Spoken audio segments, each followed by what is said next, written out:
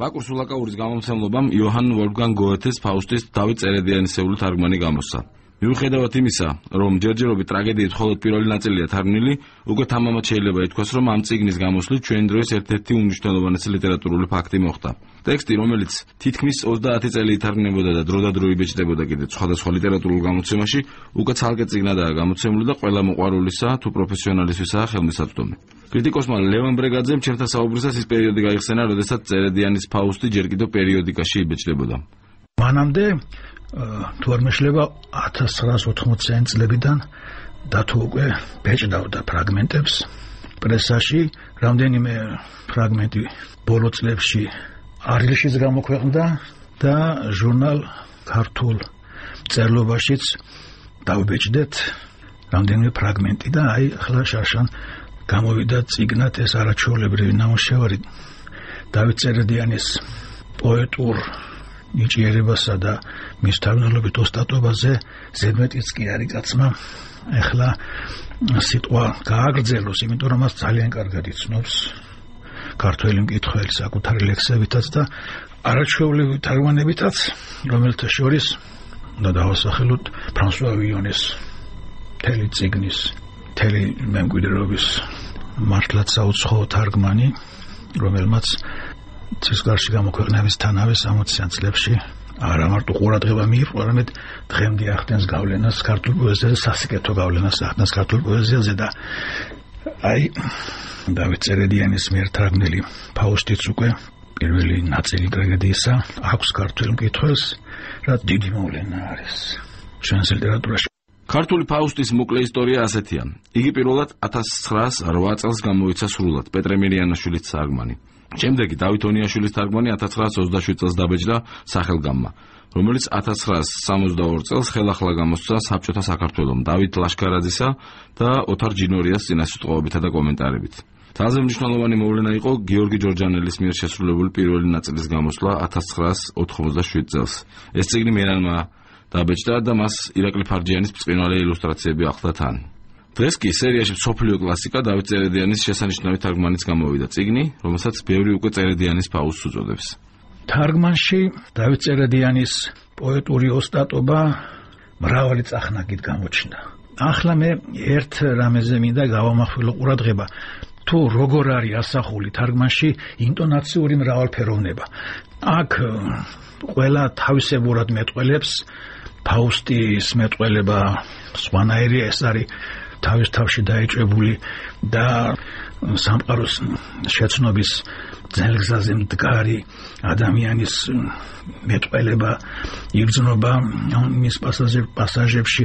მეფისტოფელი არის არაჩვეულებრივი პერსონაჟი, სხვათა შორის ის ცალსახად უარყოფითი პერსონაჟი არ არის და ვერც იქნება. გოეთე გამოუსწორებელი დიალექტიკოსი არის და მან კარგად იცის რა როლი ენიჭება ბოროტებას პროგრესის გზაზე. სხვათა შორის ერთი პატარა ეპიგრამა აქვს მას და იქ ამბობს, რომ ეშმაკზე ამბობს, რაკის ყველა სასეძლიერ ძულს მართლა მაგარი ვინმე ყოფილაო. და ეს ჩანს ცხადია მეფისტოფელის პასაჟებშიც, მეფისტოფელის მეტყველებაშიაც კარგად ჩანს ესა. არ შეიძლება ცოტა დეტალურად არ ვისაუბროთ ამ ინტონაციურ და სალექსო ფორმათა მრავალფეროვნებაზე.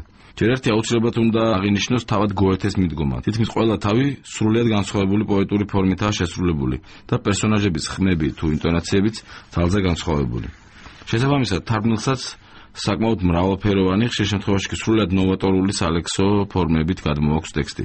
აი მაგალითად ავიღოთ ერთი ეპიზოდი, სადაც ფაუსტი თავის სამუშაო ოთახშია. თავიდან მისი მეტყველება კლასიკური ათმარცვლიანით იწყება, რეფლექსიური ინტონაციით. თუმცა მეცხრე სტრიქონიდან, როდესაც იგი პუდელს გამოელაპარაკება, თარგმნელი ყველაფერს ცვლის და უკვე დაქტილურ პოლიმეტრიას მიმართავს. პირველი სტრიქონი 13 მარცვლიანია, მეორე 7, მესამე 11 და ასე შემდეგ.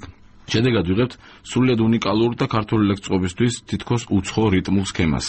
ციტატა: დაწნარდი პუდელო რა იყო, რას მირბენ გარს, რას ყნოსავს რუბსა და კარს, რას დაწრიალებ დახტი წყმუტუნებ ღრენ, წეგ ღუმელს უკან, ჰა ჩემი ბალიში შენ, გზად ბევრი იცელქე, სულ ხტუნვით იარე კარამდე, აქ უკვე შინავართ, ეგ შენი ბზრიალი დამთავრდეს. შესანიშნავია ეპიზოდი პოემის ცენტრალური სცენიდან, სადაც ფაუსტი და მეფისტოფელი პაქტს დებენ. აქ მეფისტოფელი ერთგან სულების გუნდის პაროდირებასაც ახდენს. მათ წარადგენს მათივე ხმის ბაძვით. დავით წერენდიანმა ამ მონაკვეთს ორმაგი ჟღერადობა შეძინა.